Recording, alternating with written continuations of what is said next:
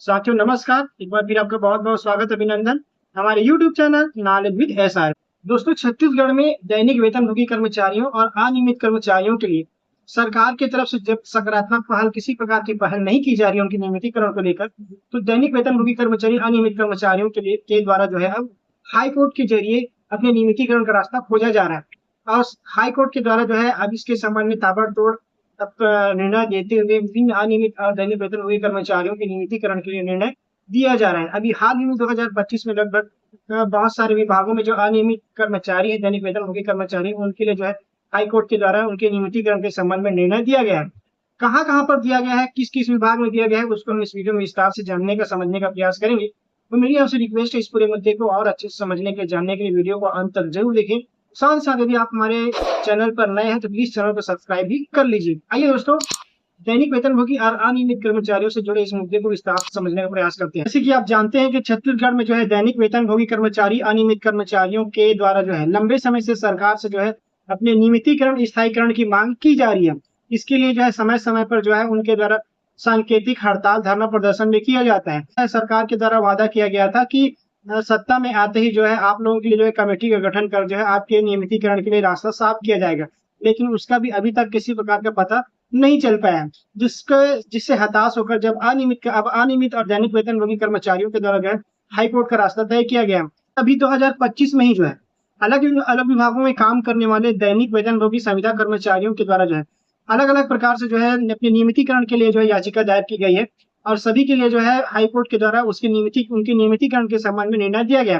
बताना चाहूंगा दोस्तों, एनआईटी रायपुर में काम करने वाले जो 35 से अधिक जो संविदा और दैनिक वेतनभोगी कर्मचारियों के द्वारा जो है 2023 में जो है अपने नियमितीकरण के संबंध में जो है याचिका दायर की गई थी और अभी जो है 19 फरवरी 2025 को बिलासपुर हाईकोर्ट के द्वारा उनके पक्ष में निर्णय देते हुए 35 से अधिक अनियमित संविदा कर्मचारियों के पक्ष में निर्णय देते हुए जो है राज्य शासन को 4 महीने के अंदर उनके नियमितीकरण के संबंध में उचित फैसला लेने के लिए जो है आदेश दिए गए हैं। इसी प्रकार एक अन्य केस में जो है पीडब्ल्यूडी विभाग में काम करने वाले 36 से अधिक कर्मचारियों के द्वारा जो है बिलासपुर हाईकोर्ट में अपने नियमितीकरण को लेकर जो है याचिका दायर की गई थी 2025 में, जहां पर जो है बिलासपुर हाईकोर्ट के द्वारा जो है बिलासपुर हाईकोर्ट में इनके द्वारा बताया गया कि इन्हें जो है कार्य करते हुए 15 वर्ष से अधिक हो गया है, लेकिन अभी तक इसके हमारे नियमितीकरण के संबंध में कोई भी फैसला जो है विभाग के द्वारा नहीं लिया गया है। साथ उनके द्वारा एक समान केस जो कि मनोज कुमार निर्मल का छत्तीसगढ़ बनाम छत्तीसगढ़ और नरेंद्र कुमार तिवारी बनाम झारखंड राज्य का हवाला देते हुए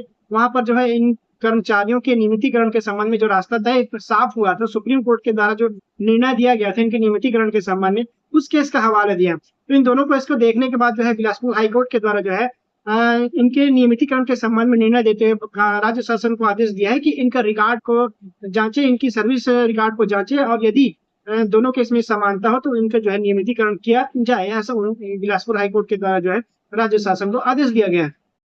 दोस्तों एक चीज और बताना चाहूंगा, हमारे बहुत सारे जो दैनिक वेतनभोगी कर्मचारी साथी हैं और अनियमित कर्मचारी साथी हैं, उनको जो है नियमितीकरण और स्थायीकरण के मामले में लेकर बहुत ज्यादा संशय रहते हैं, किसका स्थायीकरण होगा, किसका नियमितीकरण होगा।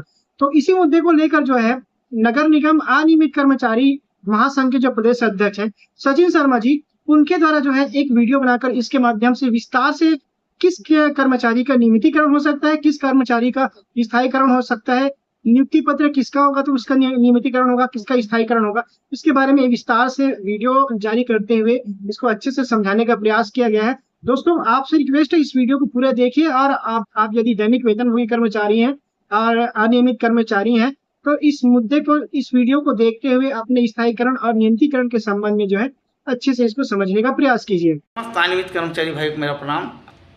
मैं सचिन शर्मा, प्रदेश अध्यक्ष नगर निगम अनियमित कर्मचारी महासंघ।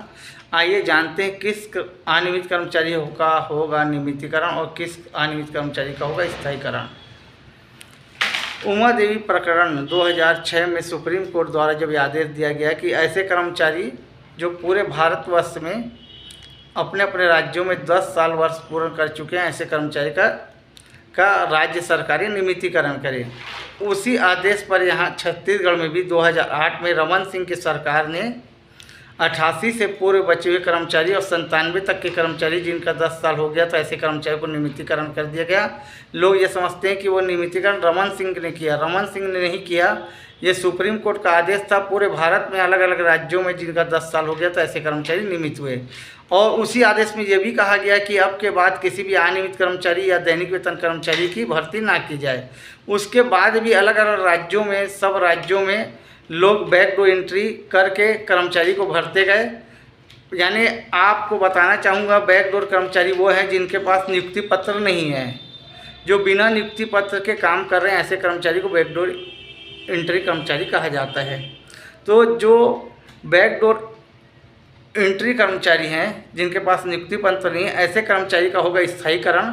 और जो कर्मचारी जिनके पास नियुक्ति पत्र है, जिनको जैसे संविदा कर्मचारी की भर्ती होने से पहले विज्ञापन निकाला जाता है, उनका इंटरव्यू लिया जाता है और फिर उनकी नियुक्ति होती है, उनको नियुक्ति पत्र दिया जाता है। और कई जगह नियुक्ति ऐसी होती है कि सीधा उनको रख लिया जाता है विभाग से, लेकिन नियुक्ति पत्र उनको नहीं दिया जाता और वो काम करते रहते हैं कई वर्षों से। तो उनके लिए ऑप्शन, जिनके पास नियुक्ति पत्र है उनको नियमितीकरण की मांग करना चाहिए और जिनके पास नियुक्ति पत्र नहीं है ऐसे कर्मचारी को स्थायीकरण की मांग करनी चाहिए। आइए स्थायीकरण क्या है इस बारे में जानते हैं। स्थायीकरण 2016 में पहली बार शिवराज सिंह की सरकार एमपी में थी, वो मुख्यमंत्री थे उस समय। 2016 में एमपी में स्थायीकरण किया गया था।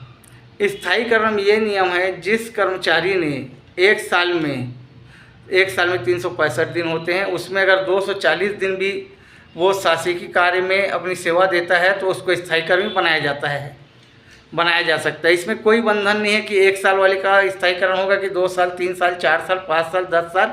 सरकार चाहे तो 1 साल वाले का भी कर दे, 5 साल वाले का भी, 10 साल वाले का, जिसका चाहे उसका स्थायीकरण कर देगी। तो यही नियम निकालते हुए जिसके पास नियुक्ति पत्र नहीं था, तो वहाँ शिवराज सिंह ने ऐसे कर्मचारी जिनके पास नियुक्ति पत्र नहीं था उनका स्थायीकरण कर दिया। स्थायीकरण होने पर एमपी के ही एक कर्मचारी द्वारा नियमितीकरण की मांग को लेते हुए हाई कोर्ट से सुप्रीम कोर्ट चल दिए और वहां जाके वो केस लड़े। केस लड़ने के बाद सुप्रीम कोर्ट द्वारा उनको ये फैसला सुनाया गया 2023 में कि आपके पास नियुक्ति पत्र नहीं है, आप बैकडोर एंट्री कर्मचारी हैं, आपका स्थायीकरण हो सकता है, ना कि नियमितीकरण। तो मैं फिर यही कहना चाहता हूं कि जिसके पास नियुक्ति पत्र है वो नियमितीकरण की मांग करे और जिनके पास नियुक्ति पत्र नहीं है ऐसे कर्मचारी के लिए स्थायीकरण ही एक उपाय है। स्थायीकरण करने में कोई कानूनी बाधा नहीं आती। सरकार चाहे तो 1 साल वाले का कर दे, 2 साल वाले का कर दे, 5 साल वाले का कर दे, 10 साल वाले का कर दे। इसमें कुछ भी हानि सरकार को नहीं है। अभी हाल ही में 8 महीना पहले एमपी सरकार द्वारा ऐसे कर्मचारी जो सफाई कर्मचारी थे 2007 से काम कर रहे थे, उनको 8 महीना पहले ही उनको 7,000 वेतन मिलता था। उनका वेतन बढ़ाते हुए 12,000 रुपये, उनको महीने का 18,000 19,000 रुपये देते हुए बीजेपी की सरकार, मोहन सरकार ने उनका स्थायीकरण कर दिया। तो उनके पास भी नियुक्ति पत्र नहीं था और स्थायीकरण प्लेसमेंट कर्मचारी का भी हो सकता है और सीधा विभाग से पेमेंट पाने वाले कर्मचारी का भी हो सकता है। ये सरकार के ऊपर जाता है कि वो किसका स्थायीकरण करे। तो मैं आप सबको पहले से ये बताना चाहता हूँ, जिसके पास नियुक्ति पत्र हैं, अगर ऐसे कर्मचारी किसी मंत्री के पास लेटर देने जाते हैं तो अपने नियमितीकरण के लेटर दें।